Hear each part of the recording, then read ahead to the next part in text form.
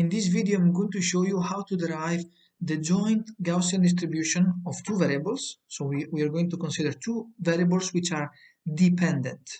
And we will try to derive the distribution from the distribution of two independent variables. Okay, so let me try to outline what we are going to do. We are going to consider first Gaussian variable. So this is a random variable. I will use this tilde here to denote that it's a random variable x1, and this will be distributed according to the Gaussian distribution. So we will write Gauss, which has a zero mean and a standard deviation of 1. So they have unitary standard deviations. And then I have x2, which is still Gaussian, and 0, 1. So 0 mean and a standard deviation of 1. And then we have the distribution f x1, x2. So this is the joint distribution, which depends on x1 and x2. So this is the value that the random variable x1 takes when the random variable x1 is equal to x1, essentially. So this is what it means. The random variable can take many values according to a certain distribution, and at some point it might be equal to x1. So please do not be confused by the fact that sometimes you will see a tilde and some other times you will not see a tilde. So when you do not see a tilde, it means that the random variable has taken a specific value, in this case x1, but this is just a subtlety. Okay, so in this case it's a subtlety. It's important, but I mean, I don't want to be too technical.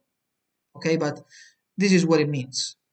And this is equal to 1 over 2 pi e to the minus x1 squared plus x2 squared divided by 2. This is the joint distribution, which is given by the product of the distribution f x1 of x1 times f of x2 x2, like this. And this is equal to, for example, it is 1 over the square root of 2 pi. The standard deviation is equal to 1, so you just have 1 over square root of 2 pi e to the minus x1 squared over 2, because the mean is equal to 0, and as I said, the standard deviation is equal to 1, so here we only have 2. And then you have to take the product between these two, and the product will give you this function here. Now, we are going to define two variables, y1 and y2, and we will show that these variables will be dependent. y1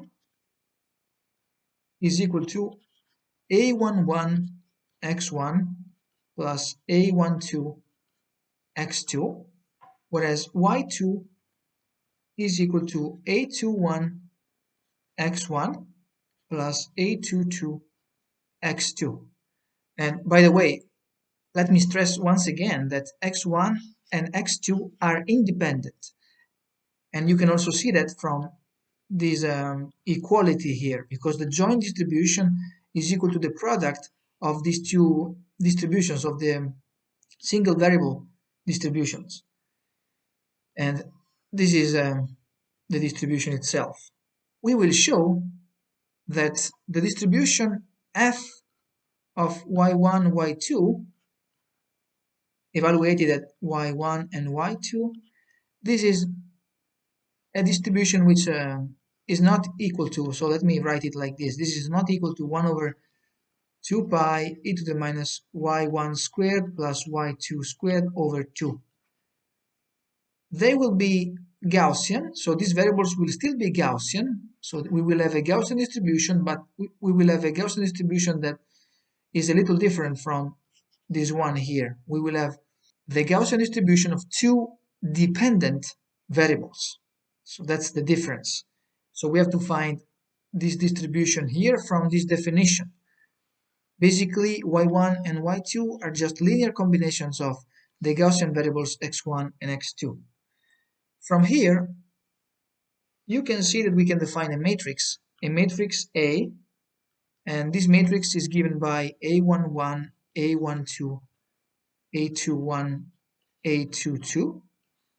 And if we find the inverse of this matrix, we can write x1 and x2 in terms of y1 and y2. right? But first, let me tell you how to find the distribution fy1, y2 from fx1, x2. In particular, for a linear combination, this is very easy. We have fy1, y2 of y1, y2. This is equal to fx1, x2 of x1 written as a function of y1 and y2, and then x2 written as a function of y1 and y2.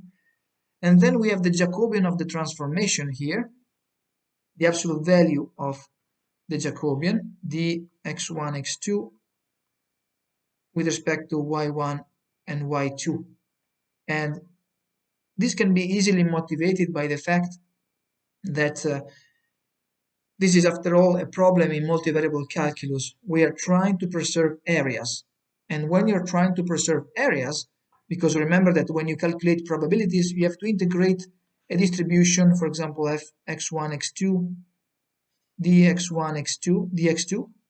So when you go to the y1 and y2 domain, you will get a Jacobian, basically.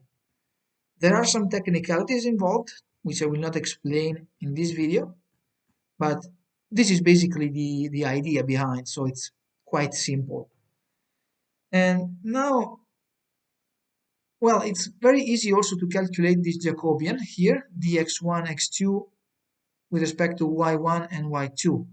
This Jacobian will be related to the determinant of this matrix, because basically this matrix is exactly dy1, y2 with respect to x1, x2. So the inverse of this matrix will give you dx1, x2 with respect to y1 and y2. And if we take the determinant of that, we will get the Jacobian. So this is the Jacobian matrix. And if we calculate the determinant, which I can indicate like this, and in principle you also have to consider the absolute value of this. So maybe you can put two straight bars here. So I'm assuming that these are the straight bars which indicate that we have to take the determinant of a matrix. Then if I put again two straight bars, I will have to calculate the absolute value of the determinant. So basically this determinant is simply equal to 1 over the determinant of the matrix A, which is equal to the determinant of A inverse, A to the minus 1. Now we have to rewrite the variables x1 and x2 with respect to y1 and y2. In order to do that, we have to calculate the inverse of the matrix A, which is very, very trivial if you start from this 2 by 2 matrix. So for example, you first calculate the minors.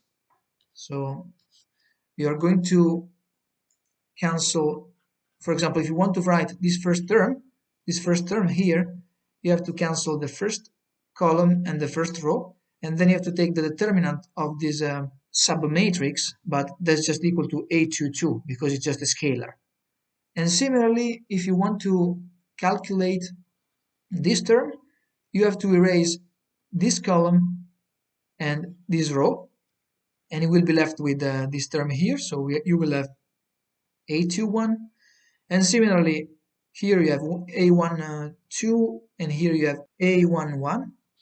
And now what we are going to do is we are going to take the transpose, and then we are going to change the sign here, here, and here. So the transpose will give you A21 here, and it will give you A12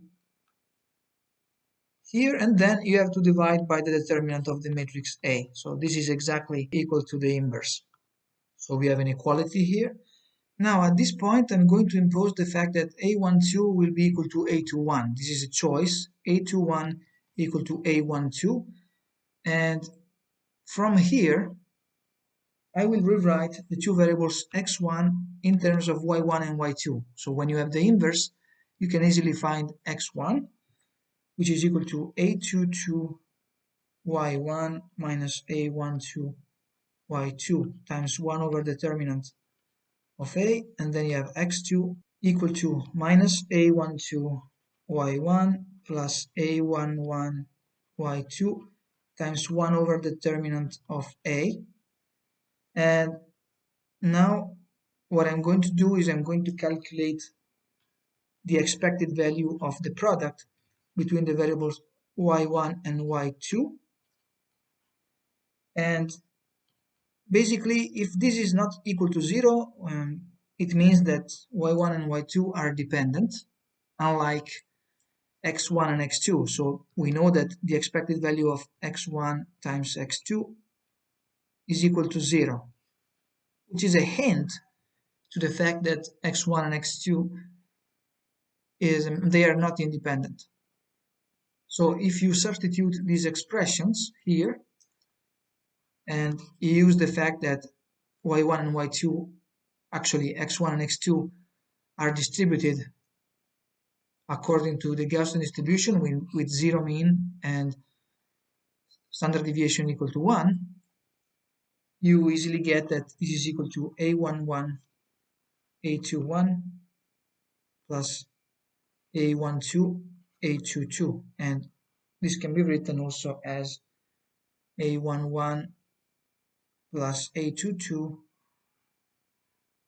times a12 or a21, because we have imposed the fact that this is equal to this.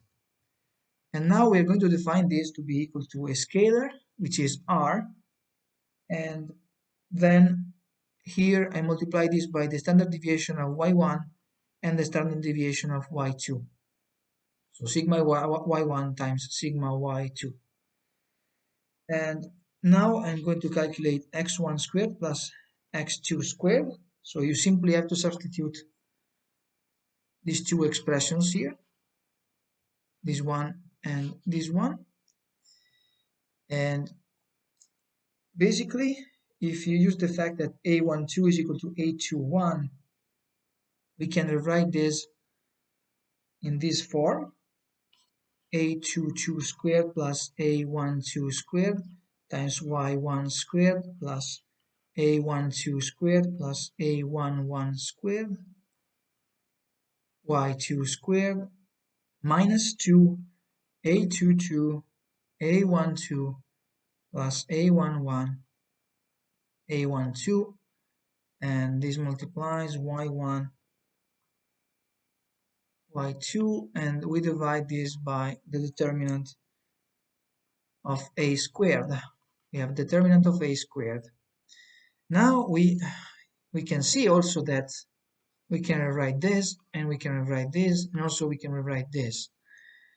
Now I can calculate the expected value of y1 squared, and this will be equal to sigma y1 squared, the standard deviation squared, so it's the variance by definition, because y1 has a zero mean if you calculate it, because it's a linear combination of x1 and x2 and they have zero mean. So this is 0, and this is simply equal to, if you use the fact that x1 and x2 have this Gaussian distribution with zero mean and standard deviation equal to 1, you use these two definitions here and you will easily get the following. So the standard deviation of y1 squared, or this expected value here, will be simply equal to a11 squared plus a12 squared, whereas the expected value of y2 squared is equal to a21 squared plus a22 squared. So this is also equal to a12 squared. And therefore, you see here that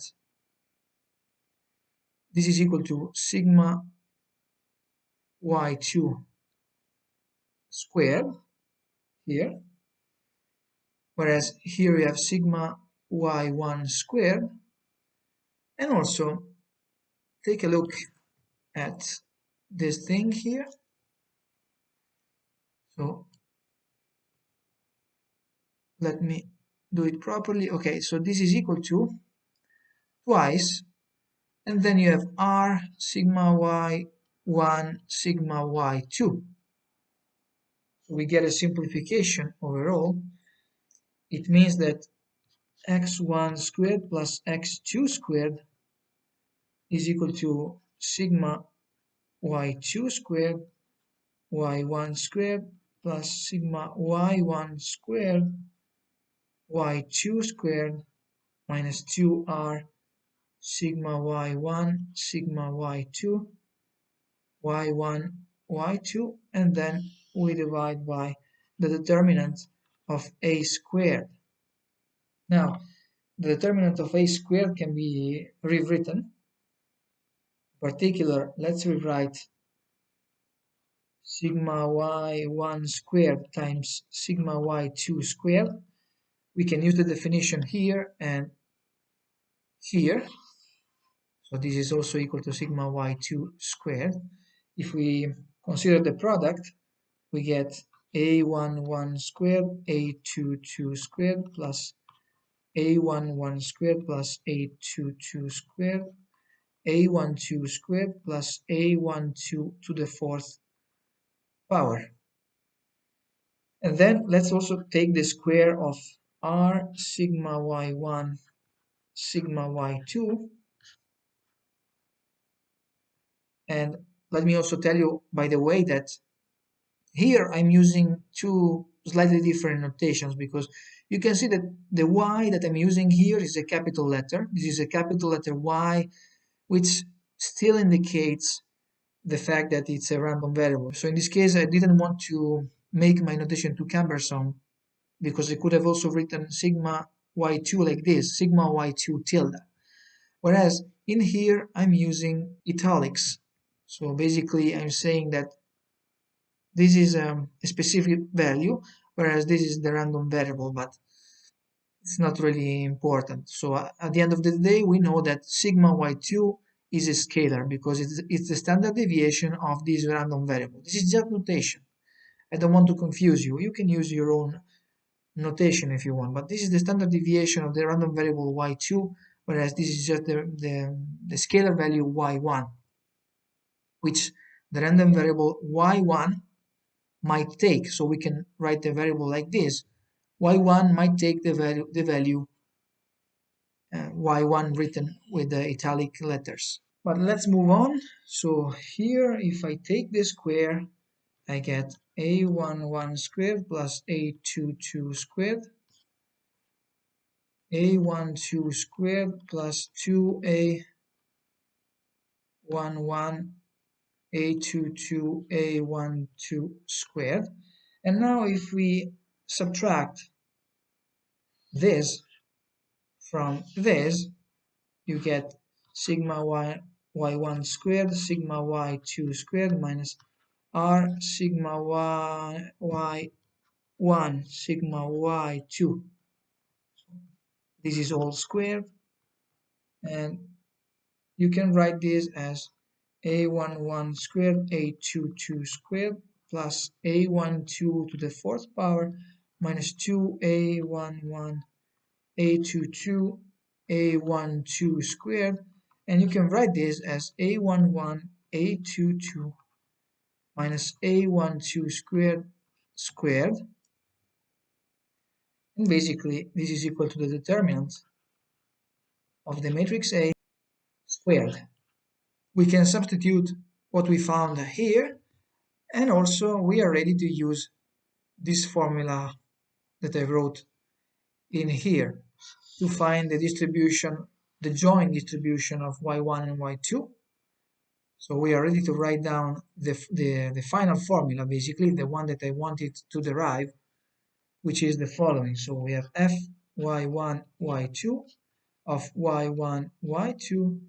This is equal to, we have the exponential e to the minus, and then here we have sigma y2 squared y1 squared plus sigma y1 squared y2 squared, and then we get minus 2r sigma y1 sigma y2 y1 y2, and then here we divide by 2 sigma y1 squared, sigma y2 squared, minus r, sigma y1, sigma y2 squared, like this. And then here we divide by 2 pi square root of sigma y1 squared, sigma y2 squared, minus r, sigma y1 squared, sigma y2 squared. So we can simplify this a little bit more. In particular, let me rewrite just this denominator and also the content of the square root, but let me do it quick here. So we have 1 minus r squared times sigma y1 squared, sigma y2 squared, and here in the denominator we have a similar expression just with the square root. So basically we get the square root of 1 minus r squared, and then we get sigma y1, sigma y2. And this is the final expression that we get for the joint distribution of two Gaussian variables which are dependent upon each other, y1 and y2.